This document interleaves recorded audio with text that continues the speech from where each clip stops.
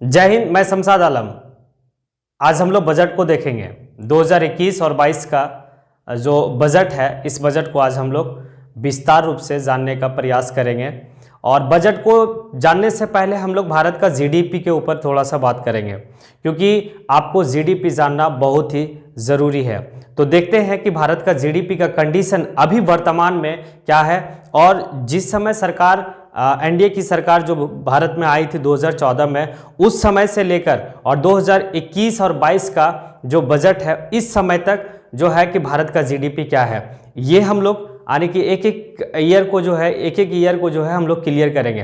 तो देखते हैं कि सबसे पहले 2014 और 15 के बीच में जो जीडीपी था वो भारत का वो क्या था। जीडीपी कब जो है कि ऊपर की ओर गया है ग्राफ में, और कब जो है कि नीचे की ओर आया है, और कब जो है कि भारत का जीडीपी माइनस में गया है। ये सारी बात को आज हम लोग देखेंगे। तो देखते हैं कि 2014 और 15 के बीच में जो भारत का जीडीपी था वो 7.4% था। 7.4%। आप इस आंकड़ा को ध्यान पूर्वक सुनिएगा कि 7.4% 2014 और 15 के बीच में था। उसके बाद आता है 2015 और 16 में 8% है, और 2016 और 17 के बीच में जो है वो आपका 8.3% है, और 2017 और 18 के बीच में जो है वो आपका 7 है। अब देखिए यहां से क्या है ना कि ग्राफ आपका 2017 और 18 से ग्राफ गिरना स्टार्ट होता है, क्योंकि 2014 और 15 के बीच में क्या है कि 7.4% ग्राफ ऊपर होता है। 2015 और 16 के बीच में, 2016 और 17 के बीच में 8.3% ग्राफ ऊंचा ऊपर की ओर जा रहा, लेकिन 2017 और 18 में जो है वो ग्राफ नीचे की ओर आता है, और 7 आपका जीडीपी है, 7.7%। उसके बाद आपका जो है 2018 और 19 में जो है वो जीडीपी आपका फिर से क्या है कि ग्राफ नीचे होता है, वो 6% है, 6.1% है। 2019 और 20 जो है, 2019 और 20 जो है वो आपका ग्राफ काफी नीचे होता है, और वो 4.2% है। उसके बाद 2020 और 21 का जो जीडीपी है वो हिंदुस्तान का सबसे निचले स्तर यानी कि गर्त में हमारा जीडीपी चला गया है, वो -7.7% है। तो ये हमारा जीडीपी है। अब आगे हम लोग देखेंगे कि बजट 2021 और 22 का बजट के बारे में आज हम लोग विस्तार रूप से एक एक चीज को देखेंगे यहां पे ये भी कि इसी बजट में एक हलवा समारोह होता है। वो हलवा समारोह क्या है ये भी हम लोग जानने का कोशिश करेंगे। अब देखते हैं कि पृष्ठभूमि, बजट शब्द कहां से आया है। ये बजट शब्द जो है वो फ्रेंच भाषा से यानी कि बुजेट से आता है। बुजेट से विकसित हुआ बजट, और बजट का मतलब होता है चमड़े का थैला। अब चमड़े का थैला खत्म हो गया, अब क्या है वो भी हम लोग जानेंगे। तो बजट का मतलब चमड़े का थैला, कौन सा भाषा से, फ्रेंच भाषा से। अब यहां पे है कि जब हिंदुस्तान में अंग्रेजी हुकूमत की शासन थी, उस समय भारत में जो बजट पेश होता था वो शाम को 5 बजे होता था। शाम को 5 बजे, क्योंकि जब इंडिया में 5 बजता था तो लंदन में जो है वो 11:30 बजता था, इसीलिए 5 बजे क्या था, बजट पेश होता था। किस समय,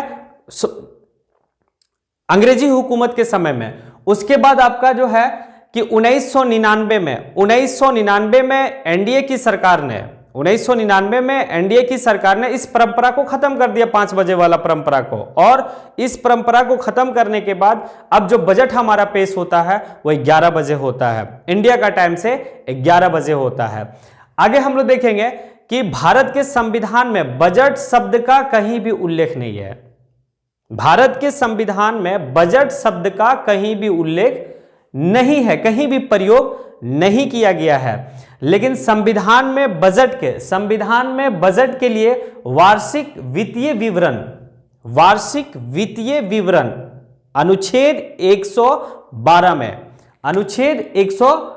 में वार्षिक वित्तीय विवरण बजट के जगह पे। अब कहता है कि बजट हमारा जो, अब हम लोग देखेंगे कि सत्र जो होता है वो 3 सत्र होता है। 3 सत्र हमारे यानी कि पूरे फाइनेंशियल ईयर में है। तो 3 सत्र हमारा जो पहला सत्र होता है, साल का जो पहला सत्र होता है वो बजट सत्र होता है, और जो दूसरा जो सत्र होता है वो आपका मानसून सत्र होता है, और तीसरा जो सत्र होता है वो आपका शीतकालीन सत्र होता है। पहले जो है कि जो बजट पेश होता था वो फरवरी का अंतिम दिन में, अंतिम तारीख में होता था, या तो 28 या तो 29, यानी कि इस डेट में हमारा बजट पेश होता था। लेकिन आज वर्तमान में ऐसा है कि बजट जो पेश होता है वो फरवरी का पहली तारीख में होता, पहला तारीख में होता, 1 फरवरी को। पहले बजट में क्या था कि बजट में आपका रेलवे भी रेलवे जो था वो अलग से पेश, रेलवे का बजट अलग से पेश किया जाता था, लेकिन आज खत्म कर दिया गया, रेलवे को अलग बजट में नहीं रखा गया, रेलवे को अब जो मेन मुख्य बजट है उसी में शामिल कर दिया गया, इंक्लूड कर दिया गया। तो ये आपका बजट का पृष्ठभूमि को हम लोग देख रहे थे। अब हम लोग देखेंगे कि हलवा समारोह, जो जिक्र मैंने किया कि हलवा समारोह क्या है। तो हलवा समारोह हम लोग जब प्रिंटिंग प्रेस में जब हमारा बजट छपता है तो जो वहां पर छपाई करने वाले लोग होते हैं उस कमरा से तब तक उनको नहीं बाहर किया जाता है जब तक कि हमारा वित्त मंत्री सदन में बजट को पेश ना कर दे। जब पेश हो जाता है तो इसी खुशी में वहां पर जितने भी कामगार वाले लोग हैं जो प्रिंटिंग प्रेस में हैं वो लोग एक आने के क्या कहता है, अब एक कुछ मीठा हो जाए, अब कुछ मीठा हो जाए, तो उसी को हम लोग हलवा समारोह कहते हैं। ये बजट से संबंधित है। अब कहता है, अब हम लोग देखेंगे कि निर्मला सीतारमण 2021 और 22 की जो बजट पेश की है वो ये उनका तीसरा बजट है, उनका तीसरा बजट है, वो तीसरा बार आने की बजट को पेश की है। निर्मला सीतारमण ने बजट का जो वर्ड है उस वर्ड को क्या कर दी, खत्म कर दी, और उस वर्ड के जगह में बही खाता एक शब्द को लाई, बही खाता। तो बही खाता एक शब्द को लाई। अभी वर्तमान के समय में जैसे प्रीवियस टाइम में क्या होता था कि बजट को हम लोग एक चमड़े के थैला में लाते थे और फिर हम लोग जो है कि उस थैलों को खोलते थे, उस बैग को खोलते थे और बैग से दस्तावेज निकालते थे और उस दस्तावेज को हम लोग पेश करते थे सदन में, सदन के पटल पे पेश करते थे। लेकिन अब क्या है कि वो चमड़े का थैला को भी खत्म कर दिया गया, चमड़े का थैला को भी खत्म कर दिया। अब लाल कपड़ा में जो है कि उसको लपेट के लाया जाता है। तो ये लाल कपड़ा का जो प्रचलन स्टार्ट हुआ है वो निर्मला सीतारमण के फाइनेंस वित्त मंत्री के समय काल में लाल कपड़ा का प्रचलन को स्टार्ट किया गया। भारत का बजट 2021 और 22 क्या क्या महत्वपूर्ण है ये भी हम लोग देखेंगे, लेकिन थोड़ा सा इसमें देखते हैं कि बजट जो है वो तीन प्रमुख घटक जिसके ऊपर बात होती है। पहला महत्वाकांक्षी, दूसरा आर्थिक विकास और तीसरा जिम्मेदार समाज।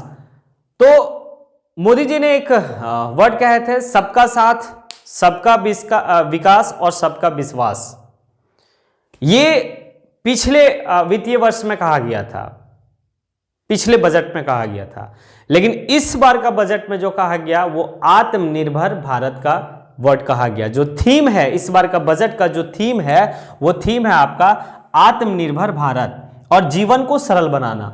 तो अब यहां पे हम लोग देखेंगे कि भारत आत्मनिर्भर ये कोई नई बात नहीं है भारत के लिए। हम लोग प्राचीन काल से भारत जो है वो आत्मनिर्भर के ऊपर काम किया। अगर आप वैदिक काल को पढ़े होंगे या फिर अगर आप जो है कि हड़प्पा सभ्यता को अगर आप पढ़े होंगे तो आपको पता होगा कि हम किस प्रकार से जो है कि आप आत्मनिर्भर थे। क्योंकि हमारे यहाँ ऐसे ऐसे कामगार लोग हैं और क्योंकि पत्थर को तराश कर मूर्त बनाते हैं और इसी मूर्त को हम लोग बाहर में बेचते भी हैं, क्योंकि हमारे यहाँ मिट्टी भी सोना है, क्योंकि हमारे यहाँ के कारीगर ऐसे हैं कि जो मिट्टी को बनाकर भी क्या है सोने के भाव में बेचते हैं। इसीलिए तो भारत सोने का चिड़िया कहा गया है, क्योंकि हमारे यहाँ सबसे बेहतर जो कपड़ा है वो भारत का कपड़ा होता है। और कहते हैं कि हिंदुस्तान में जो सबसे पहले कपास उगाने का श्रेय जाता है वो हिंदुस्तान को जाता है। तो सबसे पहले कपास अगर हम उगाए हैं तो सबसे पहले जो है कि सबसे बेहतर कपड़ा भी जो होगा वो हमारा होगा। तो सबसे बेहतर कपड़ा अगर हमारा है तो जो वस्तु विनिमय प्रणाली में अगर उस पीरियड में अगर हम लोग अगर कपड़े को देते होंगे तो दूसरा देश जो है वो अपने यहाँ की कीमती चीज़ को देता होगा। तो हम लोग शुरू से जो है कि आत्मनिर्भर की ओर रहे हैं। ये कोई नया शब्द नहीं है, मोदी जी कोई नया शब्द का इन्वेंट नहीं किए, वो प्राचीन काल से भारत जो है आत्मनिर्भर की ओर अग्रसर है। इस चीज़ को हम लोग नकार नहीं सकते हैं। तो इस चीज़ को बताया। अब हम लोग देखेंगे ये भी इस बात को भी देखेंगे कि जीवन को सरल बनाना, क्योंकि जरूरत की चीज है। अब कहता है यह बजट क्यों खास है 2021 का। तो ये बजट की जो कुछ महत्वपूर्ण चीजें हैं उसके ऊपर हम लोग डिस्कस करेंगे। ये पहला बजट है भारत का इतिहास में, भारत के इतिहास में यह पहला बजट है जिसको डिजिटल आने की बजट कहा गया और पेपरलेस बजट कहा गया। ना इसमें पेपर था, क्योंकि पहले का बजट में जब चमड़े का थैला में जब बजट पेश किया जाता था तो उस समय थैला से जो है पेपर निकाला जाता था, लेकिन इस बार जो है कि थैला से पेपर नहीं निकाला गया, वो लाल कपड़े में लपेटा हुआ एक टैब को निकाला गया। और वो टैब जो था वो मेड इन इंडिया था, मेड इन इंडिया था वो टैब, ना कि मेड इन मतलब असेंबल इन इंडिया, ऐसा कुछ नहीं था। भारत के द्वारा निर्मित किया हुआ टैब था। तो इस बार पहली बार भारत के इतिहास में पहली बार जो है पेपरलेस बजट को पेश किया गया। अब देखिए 21वीं सदी के दूसरे दशक के बाद का पहला बजट है। 21वीं सदी के दूसरे दशक के बाद का ये पहला बजट है। 2021 और 22 का बजट इंपॉर्टेंट है। जो इंपॉर्टेंट चीज है उसके ऊपर हम लोग बात कर रहे हैं। पहला डिजिटल बजट जो आपको बताया गया इस, और अगर ये सवाल पूछता है कि भारत का कौन सा राज्य, ये तो हम लोग यूनियन आने की यूनियन बजट को हम लोग पढ़ रहे हैं, भारत का कौन सा राज्य है जहां पर पहला डिजिटल बजट पेश किया गया था, तो वो था हिमाचल प्रदेश। क्लियर। अब कहता है कि ऐसा तीसरी बार है जब आर्थिक संकुचन के बाद बजट को प्रस्तुत किया गया। आप लोग को पता होगा कि अभी जिस दौर से हम लोग गुजरे हैं और जिस दौर से हम लोग उभरने की कोशिश कर रहे हैं वो दौर था कोविड-19 का दौर। और उस दौर में आर्थिक संकुचन बहुत ज़्यादा रहा, ना कि सिर्फ हमारे भारत का बल्कि पूरा विश्व का आर्थिक संकुचन का दौर रहा। तो ये यानी कि तीसरा ऐसा टाइम होगा भारत के लिए जो आर्थिक संकुचन के बाद बजट को पेश किया गया। ये है। अब हम लोग देखेंगे कि ये बजट जब पेश किया जा रहा है तो उसमें जो है कि जो सीतारमन ने, जो हमारी मतलब जो वित्त मंत्री हैं सीतारमन, निर्मला सीतारमन, वो कहती है कि आज़ादी का यह साल जो है वो 75वां वर्षगांठ है आज़ादी का। और दूसरा जो पॉइंट में कहती है कि गोवा का विलय का 60वां वर्ष है, जो गोवा का विलय हुआ था भारत में, क्योंकि जब भारत आज़ाद हुआ उस समय गोवा भारत का हिस्सा नहीं था, क्योंकि वो पुर्तगालियों के कब्जे में था। तो ऐसे कंडीशन में क्या था कि गोवा का जो विलय हुआ आज जो है 2021 में वो उनका 60वां वर्ष है। 1971 भारत और पाक युद्ध का ये 50वां वर्ष है। स्वतंत्र भारत में जनगणना का 8वां वर्ष कहा गया है, क्योंकि स्वतंत्र भारत का जनगणना का 8वां वर्ष है। और ये भी कहा गया है कि इस बार का जो जनगणना होगा 2021 में वो डिजिटल जनगणना होगा। तो ये भारत के इतिहास में पहली बार ऐसा होने जा रहा है कि जो भारत का जनगणना होगा वो डिजिटल जनगणना होगा। चंद्रयान का तीसरा वर्ष और एक महत्वपूर्ण है कि 2021 एक ऐसा वर्ष है जहां पर हरिद्वार में कुंभ जो है कि कुंभ का वर्ष रहेगा, कुंभ मेला लगेगा। अब उपलब्धियां में अगर हम लोग बात करें तो सरकार ने कोविड-19 में, क्योंकि हर सरकार जब अपना बजट पेश करता है तो उस समय अपनी उपलब्धियां और इस वर्ष में क्या हमारे देश के लिए है वो सारी महत्वपूर्ण चीज को वो बताते हैं। तो कोविड-19 यानी कि जो है उस पीरियड में भारत का सरकार ने लगभग यानी कि 800 मिलियन लोगों को क्या है कि भोजन मुहैया करवाया। दूसरा कहता है कि 80 मिलियन परिवार को फ्री में गैस दिया गया, 80 मिलियन परिवार को फ्री में गैस दिया गया। 400 मिलियन लोगों को प्रत्यक्ष रूप से आर्थिक मदद किया गया। आप लोग इस रूप में भी देखे होंगे कि पीएम किसान योजना के तहत लगभग 12-13 करोड़ लोगों के पास जो है 12-13 करोड़ किसान के पास जो है कि पैसा पहुंचा, वो प्रत्यक्ष रूप से पैसा दिया गया। ये निर्मला सीतारमण जो हमारी वित्त मंत्री हैं वो उनका सारा स्टेटमेंट मैं बता रहा हूं।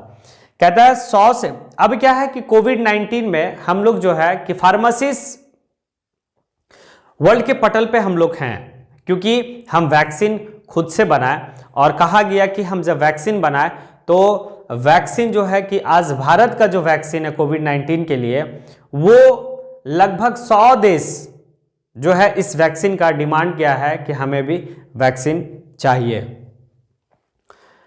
कहता है कि ये जो बजट है या फिर कोविड-19 जो समय है तो पूरे विश्व में 2 विश्व युद्ध हुआ था। पहला विश्व युद्ध जो हुआ 1914 में और दूसरा विश्व युद्ध जो हुआ वो 1939 में।